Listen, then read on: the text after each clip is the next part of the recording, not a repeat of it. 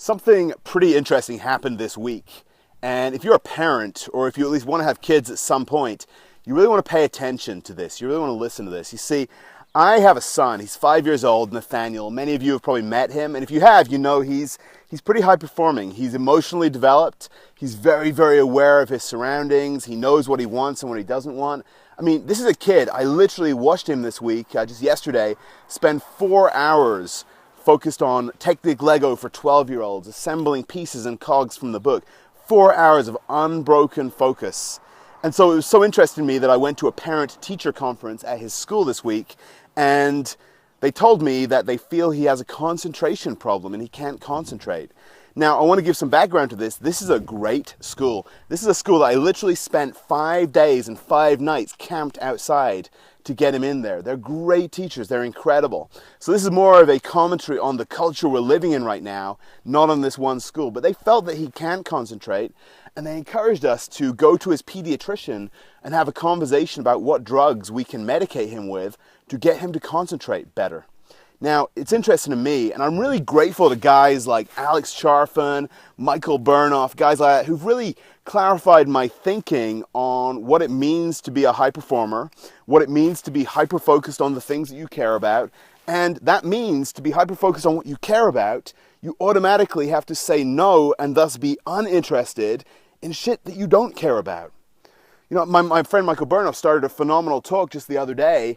He got in front of a bunch of people and said, I talk really fast, I'm all over the place, I have really bad ADHD, and if you don't have ADHD, you might really want to figure out how to get some, because he's right. Every multimillionaire I know has some kind of concentration deficit when they're trying to concentrate on things that they're not good at, things they don't care about, and that's why they hire people and build a team to support them. So back to my son. You know, a lot of people, like I said, I was surprised with how early this happened. And if it's happening to me, I know it's happening to a lot of other parents. So I just want to put this out there to maybe frame your thinking a little bit. You see, many parents and many teachers want to have kids who are manageable. And in many ways, we're training them to be adults who are manageable, i.e. adults who make great employees who can sit in a cubicle for 9 hours at a time and just do what they're asked to do, whether they like it or not. And you see, that's not my vision for my son. I believe that there are some very talented people in this world, and the more that we allow them to focus on their zone of genius and thus focus on the things that absolutely fascinate them so that they can come up with new approaches, new visions, new ways of seeing the world, that is what moves our culture forward. That's what moves our economy forward. That's what allows geniuses to exist among us. And I believe most of us are geniuses when we're doing what we love and what lights us up. The challenge we all have is that we spend so much time doing stuff we hate, things that don't interest us, and because of that, we spend so much of our time living and doing things in a way which isn't really engaged, where only a part of us is really showing up because we can get away with that.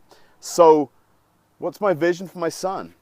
Obviously, I want him to have a great life. I want him to have a good time in school. But am I willing to give him drugs which will affect his brain chemistry, affect his liver, affect his endocrine system? Who knows what the long-term, 50, 60, 70-year effects of these drugs can be? Am I willing to do that to him just so that he can fit into a classroom, or just so that he's more manageable, to make him normal? You see, normal to me is being interested in things that interest you, and not being interested in things that don't interest you. To me, that's pretty normal. If your normal is being interested in stuff just because you're told to be interested, regardless, maybe you need drugs. See, I spent already too much of my life living in a way that pleased other people so that I could fit into the boxes of other people, so that I could be successful, and it didn't work. I started to feel alive, and I started to become more effective at what I do when I focused more on what I'm good at and decided to say screw it to everything else. And to me, that's a powerful way to live. And if we got to drug people to stop them doing that, I can't agree with it. So hopefully that, if you're a parent or you want to be a parent at some point, hopefully that frames your thinking a little bit on this stuff. I'm not saying it's good or bad. I'm not saying what you should do, but consider these things. What choice leads to our kids living the most powerful and impactful life they can live at their highest level of contribution? And what puts a damper on that? What shuts that down? And I think the drugs do that a lot of the time. So you guys have an amazing day. I will talk to you soon. Gonna go play with my son.